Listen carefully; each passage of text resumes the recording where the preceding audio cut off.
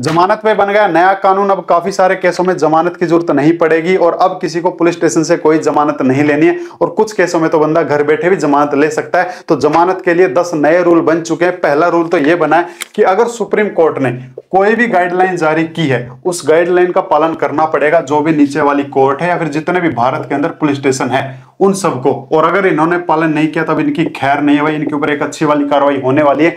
क्या कार्रवाई होगी वो भी आपको बताता हूं। दूसरी चीज बहुत अच्छी जोड़ी है जो भारत का हर नागरिक चाहता था। अगर कोई पुलिस वाला 7 साल से कम के मैटर में बिना 41A का नोटिस दिए अगर किसी को गिरफ्तार करता है तब ऐसे पुलिस वालों की भाई खैर नहीं है, उसके ऊपर एक अच्छी वाली कार्रवाई होने वाली है। और कार्रवाई कौन करवा सकता है? तो जो बंदा गिरफ्तार हुआ है उसके परिवार वाले रिट लगा सकते हैं पुलिस के खिलाफ में, आर्टिकल 32 के तहत में सुप्रीम कोर्ट और 226 के तहत में हाई कोर्ट में।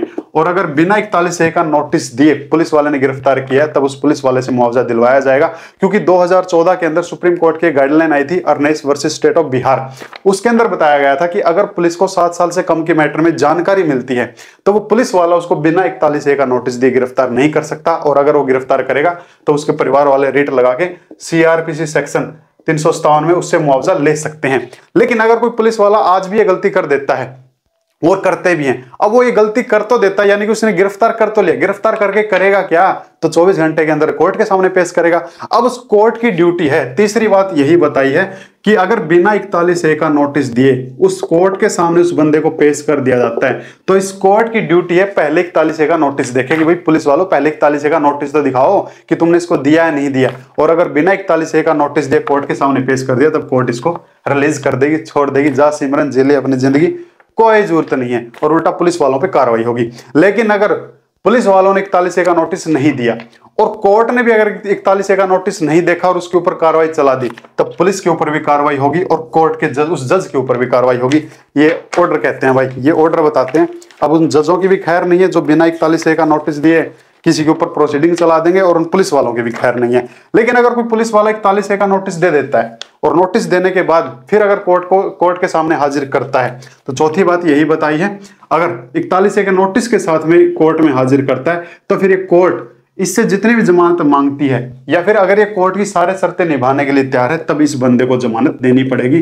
कोर्ट में भी इसको जमानत देने से नहीं रोक सकती। लेकिन अगर कोर्ट रोक रही है तो उसको अपना सबूत के साथ में कारण दिखाना पड़ेगा कि मैं इसको जमानत क्यों नहीं दे रही। ये नहीं मनमानी नहीं चलेगी, कारण सबूत। अब कोर्ट का सबूत दिखाना पड़ेगा कि मैं इसके खिलाफ में बेल ग्रांट क्यों नहीं कर रही हूं। तो ये कुछ 4 बातें इसके लिए आई है, 6 बातें और रह चुकी हैं। और यहां तक का कंटेंट अगर आपको अच्छा लगा तो प्लीज माय डियर, इतनी उम्मीद मैं भी रखता हूं, इसको सब्सक्राइब कर लीजिए। आगे ऐसी जानकारी चाहिए, एक शेयर मेरे लिए भी। और अगर यहां तक की जानकारी अच्छी लगी तो इसको लाइक कर लीजिए, नहीं अच्छी लगी इसको डिसलाइक कर लीजिए।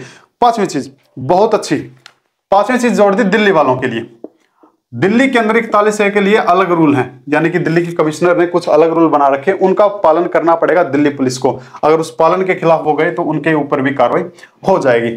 6ठी चीज भाई, अगर कोई किसी भी इंसान के ऊपर, बहुत अच्छी चीज है, अगर कोई किसी भी इंसान के ऊपर पुलिस स्टेशन में शिकायत कर देता है, पुलिस स्टेशन में जाएगा, शिकायत करेगा या क्या करवाएगा, FIR दर्ज करवाएगा। और अगर उस FIR में जो आरोप लगे हैं वो जमानती हैं तब पुलिस स्टेशन से जमानत लेने की जरूरत तब तक नहीं है जब तक चार्जशीट उस केस में नहीं बन जाती। अब इसके जो ये गाइडलाइन आई है, जो ये रूल आए हैं, इनके मुताबिक सरकार का मानना यह है कि अगर कोई किसी के खिलाफ में पुलिस स्टेशन में शिकायत कर रहा है तो झूठा भी तो हो सकता है ना, कोई मेरी शिकायत कर देगा, कोई आपकी कर देगा।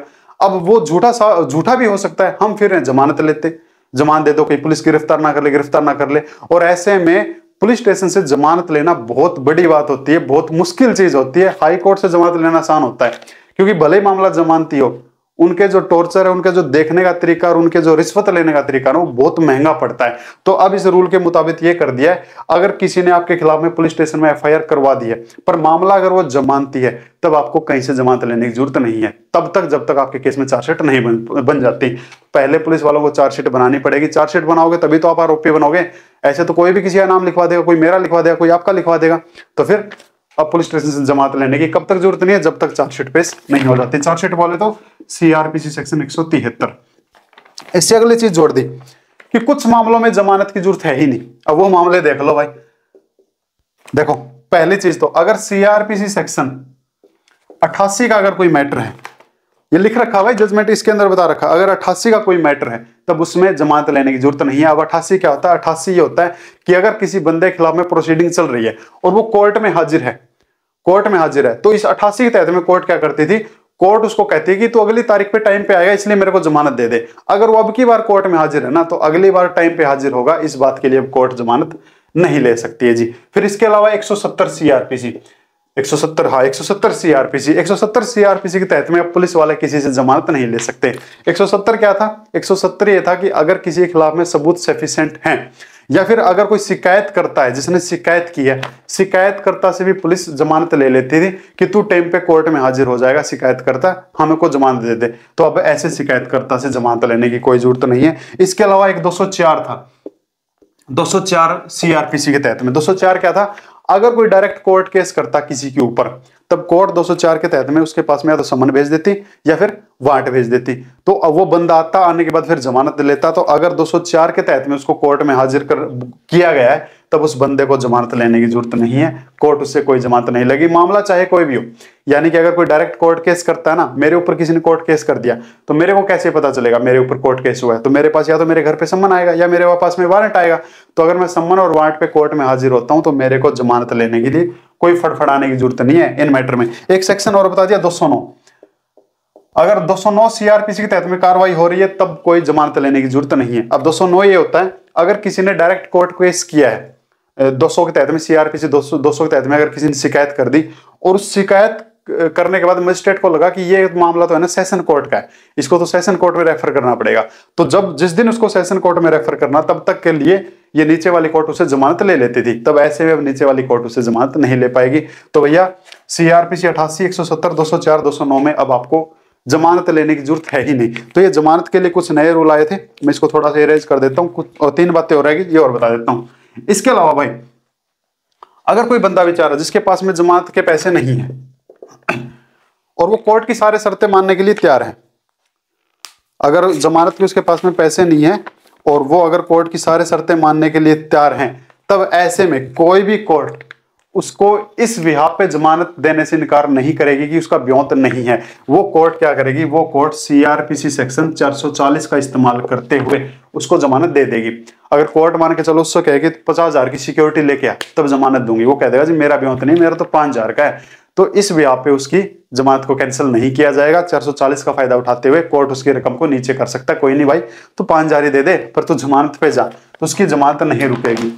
ठीक है। इसके अलावा भाई एक चीज और, अगर किसी ने एंटिसिपेटरी बेल लगाई है, एंटिसिपेटरी बेल तब लगती है अगर किसी के खिलाफ में कोई एफआईआर है या फिर होने वाली है और मामला अगर ये है नॉन बेलेबल है, गैर जमानती है। जमानती में तो जरूरत ही नहीं है ना, छठे पॉइंट में मैंने यही बताया, जमानती मामला तो जब तक चार्जशीट नहीं बनती तब तक जरूरत ही नहीं है। लेकिन अगर गैर जमानती और पुलिस स्टेशन में किसी ने शिकायत की है तब एंटिसिपेटरी बेल तो लेना पड़ेगा 438 के तहत में, सीआरपीसी 438 के तहत में। लेकिन इसके अंदर एक चीज बता दी कि अब कोर्ट को एंटिसिपेटरी बेल 2 वीक के अंदर देनी पड़ेगी ही पड़ेगी, और अगर 2 वीक के अंदर वो नहीं दे रही है ना तो सबूत के साथ कारण लिखना पड़ेगा कि मैं इसको जमानत क्यों नहीं दे रही हूं। सिर्फ 2 वीक का टाइम है, वो गए अब सालों साल लगेंगे। लेकिन अगर कोई रेगुलर बेल लेना चाहता है, जिस कोर्ट में उसका केस है और रेगुलर बेल लेना चाहता है, तब 6 वीक के अंदर अंदर या तो उस कोर्ट को जमानत देनी पड़ेगी, और अगर वो जमानत नहीं दे पाती है तो सबूत के साथ में कारण दिखना पड़ेगा। और ये कारण बताना किसको पड़ेगा, तो 10वीं बात यही बताई है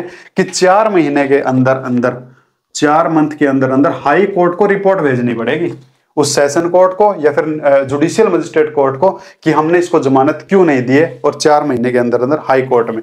अगर वो बंदा डायरेक्ट हाई कोर्ट चला गया और नीचे वाली चीजें पेंडिंग है ना तो उनकी रेल बन जाएगी भाई। तो ये नए रूल आए हैं, इसके मुताबिक 1-2 चीजें और भी बता देता हूं एक्स्ट्रा में आपको। देखो पहली चीज तो चलो अब बताने की खैर ज्यादा जरूरत है नहीं, और अगर ज्यादा और कुछ जानना है तो मेरे नीचे कमेंट कर देना भाई, मैं बता दूंगा, शायद ये वीडियो लंबा बन जाएगा। तो ये जमानत के लिए कुछ नए रूल आए हैं भाई। तो ये जो रूल है आपको कैसे लगे, आपको फायदेमंद लगे या नहीं लगे, या फिर आपका क्या सुजेशन है कि भैया जो अपराधी हैं जो एक्चुअल में उनके लिए अच्छा है या फिर बुरा है। और अगर आप किसी और टॉपिक पे अगर जानकारी चाहते हैं तो नीचे कमेंट बॉक्स खुला है, वहां पे आप बता सकते हैं। मेरे से अगर आपको संपर्क करना है तो डिस्क्रिप्शन में मेरा आपको नंबर मिल जाएगा, वहां से आप मेरे से संपर्क कर सकते हैं। ये कंटेंट आपको कैसा लगा, अच्छा लगा तो इसको लाइक कर लीजिए, नहीं अच्छा लगा इसको डिसलाइक कर लीजिए। और अगर ऐसी कंटेंट, ऐसी जानकारी, अगर आपको जेन्युइन जानकारी आगे चाहिए तो इसको सब्सक्राइब कर लीजिए, शेयर कर लीजिए। तो थैंक यू माय डियर। मैं फिर बता देता हूं, देखो मैं काफी सारी वीडियो में आपको 41A के बारे में सूचना दे चुका था कि 41A जो होता है 7 साल से कम के मैटर में पुलिस बिना नोटिस दिए आपको गिरफ्तार नहीं कर सकती। लेकिन अभी भी भारत के अंदर ऐसा अंधा कानून चल रहा है कि बतेरे पुलिस वाले ऐसे हैं जो बिना नोटिस दिए गिरफ्तार कर लेते हैं। तो अब स्पेशल ये रूल निकाला है भाई, जो भी सुप्रीम कोर्ट की गाइडलाइन है ना उसका पालन सबको करना पड़ेगा ही पड़ेगा, और बिना पालन किए अगर वो चलेगा तो फिर अब उनकी खैर नहीं है। ऐसे ऐसे कार्रवाई बन सकती है। पुलिस स्टेशन से अब जमानत लेने की जरूरत नहीं पड़ेगी, 6 वीक के अंदर जमानत मिल जाएगी। तो या फिर एक चीज और भी थी, एक सेक्शन होता था 436A। 436A के लिए भी गाइडलाइन आई है। इसमें यह था कि अगर कोई बंदे जो अपनी जमानत नहीं दे सकता बेचारा, और अगर वो अपनी आधी सजा काट चुका है, तब फिर वो जमानत का हकदार हो जाएगा, जमानत का हकदार हो जाएगा। तो ये कुछ नई बातें थी। आपको कैसे लगी ये जानकारी? आप लोग जो पहुंची है, सही पहुंची है, नहीं पहुंची, जो भी आपका सजेशन हो जरूर कमेंट करें। किसी भी टॉपिक के ऊपर अगर आपको वीडियो चाहिए तो मोस्ट वेलकम आपका, आप नीचे कमेंट कीजिए, हम आपको जानकारी आप तक जरूर पहुंचाएंगे, जेन्युइन जानकारी आप तक जरूर पहुंचाएंगे भाई। Thank you my dear.